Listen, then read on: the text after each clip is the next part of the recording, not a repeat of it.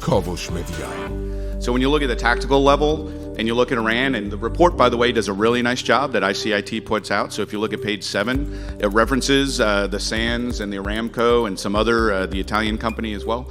I don't speak Italian, so I'd butcher the name. But in there, and it talks about, even goes back so far as to talk about the 2012 DDoSes as well. So when you look at their capability, what does that capability have? It has both information technology and operational technology, right? So they have a capability on the tactical level against IT and OT. So in that side of the house, you have to look at that. And then you really look at, okay, well, what have they been given? When you look at Iran and the past history of Iran, what they are is they're focused on things that we have given them through non-compliance. And they are pretty good at reading and understanding people, but they've grown from their DDoS days. And then strategic. Understand, Iran is not going anywhere. It's going to be a long time. They're very persistent. They have strategic patience, as is demonstrated at various times, right? Months between the CEO of Sands making a comment and action being taken. Look at right now, they did the ballistic missiles, but at the same time, Director Avenito will tell you they're not going away anytime soon. So they've got some strategic patience. Their proxies might or might not have. So that's something to be attuned to and kind of tune your sensors to the proxies and then stay aware of the flash messages and the other messages coming out from the National Cyber Investigative Joint Task Force or FBI. It strikes me from what I've seen from incidents that involve Iran. We've worked on quite a few in the private sector over the last few years. It strikes me that they're in a position to do both. They can be strategically patient. They can look for low-hanging fruit.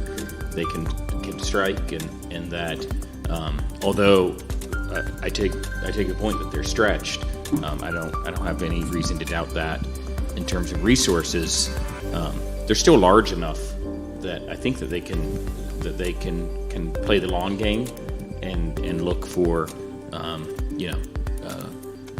targets of opportunity as they arise. That's my instinct. I think in the cyber realm, more than in the kinetic realm, Iran's more likely to act out now, particularly because we have engaged in some measure of deterrence against them when it comes to kinetic realm. And cyber in a couple of ways is different, right? One, it's plausibly deniable, even though the Iranians want you to know they did it, right? They also want to be, well, maybe it wasn't us, maybe your attribution's wrong, maybe it's hard to know. And so they want to muddy the waters a little bit, all the while being able to sort of show that they can push back.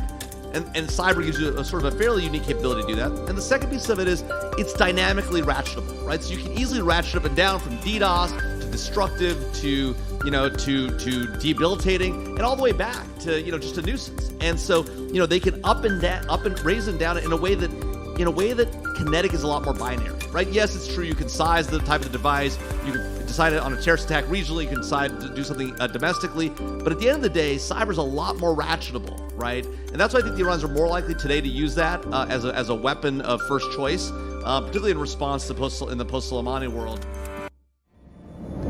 آنچه در مورد ما میگویند